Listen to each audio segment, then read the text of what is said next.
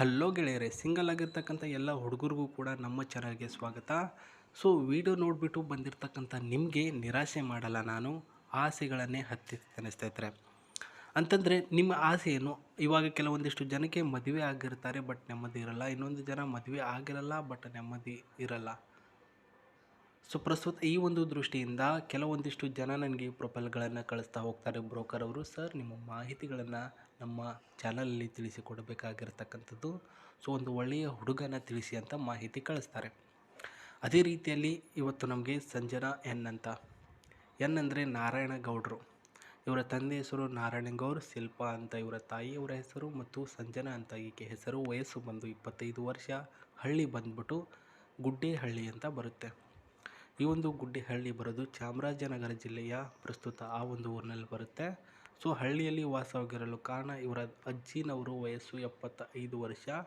ಇನ್ನೇನು ವಯಸ್ಸಾಗ್ತಾ ಬಂತು. ಕೊನೆಯ ದಿನಗಳಲ್ಲಿ ಅವರೊಂದಿಗೆ ಇಟ್ಬಿಟ್ಟು ಅವರ ಒಂದು ಸಮಯಗಳನ್ನು ಕ್ರಿಯೇಟ್ ಮಾಡಬೇಕು ಅನ್ನೋ ಉದ್ದೇಶದಿಂದ ಇವರ ಫ್ಯಾಮಿಲಿ ಸಮೇತ ಅಲ್ಲಿ ವಾಸವಾಗಿದ್ದಾರೆ. ಈಕೆ ರಾಶಿ ಧನು ರಾಶಿ, ನಕ್ಷತ್ರ ಬಂದ್ಬಿಟ್ಟು ಪೂರ್ವಾಷಾಢ, ಉದ್ಯೋಗ ಬಂದ್ಬಿಟ್ಟು ಏನೂ ಕೂಡ ಇಲ್ಲ. ಎಜುಕೇಷನ್ ಆಗಿರೋದು ಇಂಜಿನಿಯರಿಂಗ್ ಎಜುಕೇಷನ್ ಮಾಡಿದ್ದಾರೆ. ಆ್ಯಂಡ್ ಹುಡುಗಿಯ ಒಂದು ಸ್ವಭಾವ ಕ್ರಿಯೇಟಿವ್ ಆ್ಯಂಡ್ ಶಾಂತ ರೀತಿಯ ಒಂದು ದೇವರ ಭಕ್ತೆ ಮತ್ತು ಒಳ್ಳೆಯ ಮೈಂಡೆಡ್ ಇರ್ತಕ್ಕಂತಹ ಒಬ್ಬ ಹುಡುಗಿಯಾಗಿರೋದು. ಮತ್ತು ಇವರ ಒಂದು ಕುಟುಂಬಕ್ಕೆ ಸಂಬಂಧಿಸಿದಂತೆ ತಂದೆಯವರು ಹೂ ವ್ಯಾಪಾರ ಮಾಡ್ತಕ್ಕಂತಹ ಒಬ್ಬ ಹುಡುಗ, ಹೂ ವ್ಯಾಪಾರ ಮಾಡ್ತಕ್ಕಂತಹ ತಂದೆ. ಆ್ಯಂಡ್ ಪ್ರಸ್ತುತ ಇವರನ್ನು ಮದುವೆ ಆಗಬೇಕಾಗಿರ್ತಕ್ಕಂಥ ಹುಡುಗ ಸಹ ಐಡಿಯಾ ಉಳ್ಳವಂತನಾಗಿರ್ಬೇಕು. ಯಾವ ರೀತಿ ಅಂತ ಹೇಳ್ತಾನೆ. ತಾಯಿಯವರು ಗೃಹಿಣಿ, ತಂಗಿನವರು ಶಾಲೆಯಲ್ಲಿ ಅಂತಂದರೆ ಅವರು ಬಹುಶಃ 7 ಅಥವಾ 8ನೇ ತರಗತಿ ಓದ್ತಾ ಇರ್ಬೋದು. ಮನೆ ಸರಳ ರೀತಿಯ ಮನೆ ಇದೆ, ಬಟ್ ಭಕ್ತಿಯ ಕುಟುಂಬ. ಸೊ ಭಕ್ತಿಯ ಕುಟುಂಬ ಅನ್ನೋಕ್ಕೂ ಮುನ್ನ ಈಕೆಗೆ ಬೇಕಾಗಿರ್ತಕ್ಕಂತಹ ಜವಾಬ್ದಾರಿಯುತ ಹುಡುಗ, ಈ ರೀತಿಯ ಪಾಯಿಂಟ್ಗಳು. ಸೊ ಇದನ್ನು ಓದ್ಕೊಳ್ಳಿ ನೀವು. ನಾವು ಇನ್ನೊಂದು ಸ್ವಲ್ಪ ಡೀಪಾಗಿ ಹೇಳಬೇಕು ಅಂದರೆ, ಒಂದನೇದಲ್ಲಿ ಮೂಢನಂಬಿಕೆಗಳನ್ನು ಒಳಗೊಂಡಿರ್ತಕ್ಕಂತಹ ವ್ಯಕ್ತಿ ನೀವಾಗಿರಬಾರ್ದು. ನಾನು ನಂಬಲ್ಲ, ದೇವ್ರನ್ನೂ ನಂಬಲ್ಲ, ಯಾರನ್ನೂ ನಂಬಲ್ಲ, ಈ ರೀತಿಯ ಹುಡುಗ ಬೇಡ ನನಗೆ. ಅಪ್ಪಟ ದೇವರ ಭಕ್ತ. ಶನಿವಾರ ಬಂದರೆ ಆಂಜನೇಯನ ವಾರ ಅನ್ನಬೇಕು, ಮತ್ತೊಂದು ವಾರ ಬಂದರೆ ಅದು ಕೂಡ ದೇವರ ಭಕ್ತನಾಗಿರಬೇಕು. ಬೆಳಗ್ಗೆ ಎದ್ದ ತಕ್ಷಣ ದೇವ್ರಿಗೆ ಕೈ ಮುಗಿದೆ ನಿಮ್ಮ ಕೆಲಸ ಕಾರ್ಯಗಳಿಗೆ ಹೋಗಬೇಕು ಅಂತ ಹೇಳಿದ್ದಾರೆ. ಮತ್ತು ನಿಮ್ಮ ಮನೆಯಲ್ಲಿ ಇದುವರೆಗೂ ಯಾವುದೇ ರೀತಿಯಲ್ಲೂ ಮಾಟ ಮಂತ್ರ, ಅವರು ಇವರು ಸತ್ತೋದ್ರು, ಅದು ಇದು ಅಂತ ಏನು ಕೂಡ ಆಗಿರಬಾರ್ದು. ಒಳ್ಳೆಯ ಶುದ್ಧ ಮನೆ ಇರಬೇಕು ಅಂತ ಹೇಳಿದ್ದಾರೆ ಸ್ನೇಹಿತರೆ. ಯಾಕಂದರೆ ಕೆಲವೊಂದಿಷ್ಟು ಜನ ಸಂಪ್ರದಾಯ, ಕೆಲವೊಂದಿಷ್ಟು ಜನ ಮೂಢನಂಬಿಕೆ ತಲೆಯಲ್ಲಿ ಇಟ್ಕೊಂಡಿದ್ದಿರ್ತಾರೆ ಸ್ನೇಹಿತರೆ. ಅದು ಏನು ಮಾಡೋದು ತಲೆಯಿಂದ ಹೋಗೋಕ್ಕಾಗಲ್ಲ, ಅದಕ್ಕೋಸ್ಕರ ಹೇಳ್ತಾ ಇರುತ್ತೆ. ಸೊ ಈಕೆ ಹತ್ರ ಇನ್ನೊಂದು ಸ್ವಲ್ಪ ಪಾಯಿಂಟ್ಗಳು ನೋಡೋಣ. ನೀವು ಯಾವುದೇ ರೀತಿಯಲ್ಲೂ ಕೂಡ ಯಾರಿಗೆ ಒಂದು ಜವಾಬ್ದಾರಿ ಕೊಡಬೇಕು ಅಂತಂದರೆ, ಮೊದಲ ಆದ್ಯತೆ ಹುಡುಗ ತಮ್ಮ ಮನೆಯವ್ರಿಗೆ ಕೊಡಬೇಕು. ಅದೇ ರೀತಿಯಲ್ಲಿ ನಂತರ ತನ್ನ ಹೆಂಡತಿಗೆ ಕೊಡಬೇಕು, ಅದನಂತರ ತನ್ನ ಹೆಂಡತಿಯ ತಂದೆ ತಾಯಿಯವ್ರಿಗೆ ಕೊಡಬೇಕು.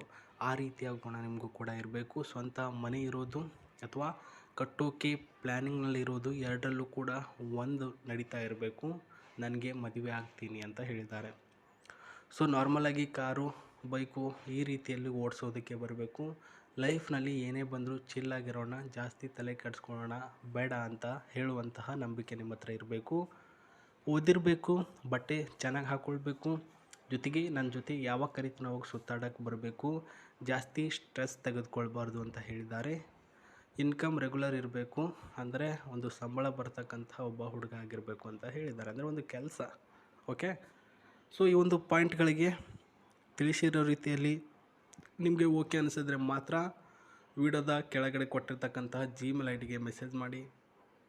ಆಮೇಲೆ ನಿಮ್ಮ ಮಾಹಿತಿಗಳನ್ನು ಬ್ರೋಕರ್ ಅವರು ಚೆಕ್ ಮಾಡಿ ತಿಳಿಸ್ತಾರೆ, ಅಂದರೆ ಆಕೆಗೆ ಎಷ್ಟಾಗಿದೆ ಇಲ್ವೋ ಅಂತಂದ್ಬಿಟ್ಟು. ಸೊ ಇವ್ರ ಹತ್ರ ಇರ್ತಕ್ಕಂತಹ ಈ ಒಂದು ಕಾರು ಪ್ರಸ್ತುತ ಸ್ವಂತದ್ದೇನಲ್ಲ. ಇವರ ಅಣ್ಣನವರು 2015ನೇ ಇಸ್ವಿಯಲ್ಲಿ ಈ ಕಾರನ್ನು ಖರೀದಿ ಮಾಡಬೇಕು ಅಂತ ಆಸೆ ಪಡ್ತಾರೆ. ನಂತರ ಈ ಒಂದು ಗಾಡಿನ ತೆಗೆದುಕೊಳ್ಳೋಕ್ಕಾಗದೆ ಅವರು ಒಂದು ಸ್ವಲ್ಪ ತೀರ್ಕೋತಾರೆ ಸ್ನೇಹಿತರೆ. ಏನೋ ಪ್ರಾಬ್ಲಮ್ ಆಗಿ ತೀರ್ಕೊಂಡು ಹೋಗ್ತಾರೆ. ಬಟ್ ಇವರ ಒಂದು ನೆನಪಿಗೋಸ್ಕರ ಈ ಒಂದು ಕಾರನ್ನು, ಸೆಕೆಂಡ್ ಹ್ಯಾಂಡ್ ಕಾರನ್ನು ಖರೀದಿ ಮಾಡಿರ್ತಾರೆ 10 ಲಕ್ಷ ರೂಪಾಯಿನ ಕೊಟ್ಟು. ಸೊ ಅದಕ್ಕೋಸ್ಕರನೇ ಇವಾಗ ನಮ್ಮ ಮನೆಯಲ್ಲಿ ಗಂಡು ಯಾರೂ ಕೂಡ ಇಲ್ಲ. ಸೊ ಲಕ್ಷಗಟ್ಟಲೆ ವ್ಯಾಪಾರ ಮಾಡುವಂತಹ ಕುಟುಂಬ ನಮ್ಮದು. ಮತ್ತು ಈ ಒಂದು ಕಾರು ಸಹ ಖಾಲಿಯಾಗಿ ಕುಳಿತುಕೊಂಡಿದೆ. ಅದಕ್ಕೋಸ್ಕರ ನಮ್ಮ ಮದುವೆ ಆಗುವಂಥ ಗಂಡಿಗೆ ಎಲ್ಲ ರೀತಿಯಲ್ಲೂ ಕೂಡ ಚೆನ್ನಾಗಿದ್ದರೆ, ಅವನು ಎಲ್ಲ ರೀತಿಯಲ್ಲೂ ಕೂಡ ಬಂದರೆ ಈ ಒಂದು ಗಾಡಿನೂ ಸಹ ಅವನಿಗೆ ವರದಕ್ಷಿಣೆ ರೂಪದಲ್ಲಿ ಯಾವುದಿದು ಥಾರ್ ಕಾರ್ಗಳನ್ನು ಕೊಡ್ತೇನೆ ಅಂತ ಹೇಳಿದ್ದಾರೆ. ಸೊ ಗಾಡಿ ಹೆಂಗಿದೆ ಅಂದರೆ 2981 CCಯ ಗಾಡಿ, petrol twin turbo, speed limit 290ರಿಂದ 320 ಕಿಲೋಮೀಟರ್ವರೆಗೂ ಸ್ಪೀಡ್ ಲಿಮಿಟ್ ಇದೆ. ಮೈಲೇಜಿಂಗ್ ಬಂದರೆ 8ರಿಂದ 10 ಕಿಲೋಮೀಟರ್ವರೆಗೂ ಮೈಲೇಜಿಂಗ್ ಇದೆ. ಮತ್ತು ಇದರ ಒಂದು ಟ್ರಾನ್ಸ್ಮಿಷನ್ ಆಟೋಮೆಟಿಕ್ ಅಲ್ಲಿ ಒಳಗೊಂಡಿರ್ತಕ್ಕಂಥದ್ದು. ಒಳಗಡೆ ಎರಡು ಸೀಟ್ಗಳನ್ನು ಇದೆ ಸ್ನೇಹಿತರೆ. ಫ್ರಂಟ್ ಸೈಟಲ್ಲಿ 2 ಆ್ಯಂಡ್ +1 ಒಟ್ಟಿನಲ್ಲಿ 3 ಸೀಟ್ಗಳನ್ನು ಒಳಗೊಂಡಿದೆ. ನೋಡೋದಕ್ಕೆ ರೆಡ್ ಆ್ಯಂಡ್ ಬ್ಲ್ಯಾಕಲ್ಲಿ ಸಖತ್ತಾಗಿ ಕಾಣಿಸುತ್ತೆ. ಥಾರ್ ಗಾಡಿ ರೀ, ಸಖತ್ತಾಗಿದೆ ಇರುತ್ತೆ. ಬಟ್ ನನಗೆ ನಿನ್ನ ದುಡ್ಡು ನಿನ್ನ ಆಸ್ತಿಗೋಸ್ಕರ ನಿನ್ನ ಮದುವೆ ಆಗ್ತೀನಿ ಅಂತ ಹೇಳುವಂಥ ಹುಡುಗ ಬೇಡ ಅಂತ ಹೇಳಿದ್ದಾರೆ. ಜ್ಞಾಪಕ ಇರಲಿ. ಅವಸರಕ್ಕೆ ಬಿದ್ದು ಏನೋ ಅಂತಾರಲ್ಲ, ಅದು ಮಾಡೋಕ್ಕೋಗಿ ಇದು ಮಾಡಿದ್ವಿ, ಇದು ಮಾಡೋಕ್ಕೋಗಿ ಅದು ಮಾಡಿದ್ವಿ ಅಂತ ಹೇಳಕ್ಕೆ ಹೋಗ್ಬೇಡಿ. ಒಂದು ಸ್ವಲ್ಪ ಯೋಚನೆ ಮಾಡಿ ಕೈ ಹಾಕಿ ಅಂತ ಹೇಳ್ತೇನೆ. ಈ ಒಂದು ಥಾರ್ ಕಾರ್ಗೆ ಸಂಬಂಧಿಸಿದಂತೆ ಗ್ಲಾಸಸ್ ನೋಡ್ಕೊಳ್ಳಿ, ಪೂರಾ ಗ್ಲಾಸಸ್ ಡಿಸೈನು. ಒಳಗಡೆ ಯಾರು ಹೋಗ್ತಿದ್ದೀವಿ ಏನು ಮಾಡ್ತಿದ್ದೀವಿ ಅಂತಲೂ ಕೂಡ ಗೊತ್ತಾಗಲ್ಲ, ಅಷ್ಟೊಂದು ಒಂದು ಗ್ಲಾಸಸ್ನ ಒಳಗೊಂಡಿದೆ. ಸೊ ಸ್ಟೇರಿಂಗ್ ವಿತ್ ಕಂಫರ್ಟೇಬಲ್ ಆಗಿರ್ತಕ್ಕಂಥ ಗೇರ್ ಸಿಸ್ಟಮ್ ಮತ್ತು ಸೀಟ್ ಸಿಸ್ಟಮ್ನ ನೋಡ್ತಾ ಇದ್ದೀರಾ. ಇಲ್ಲಿ ಸಹ ಒಂದು ಗೇರ್ ಸಿಸ್ಟಮ್ ಸಖತ್ತಾಗಿದೆ. ಇದರಲ್ಲೂ ಕೂಡ ಏರ್ ಬ್ಯಾಗ್,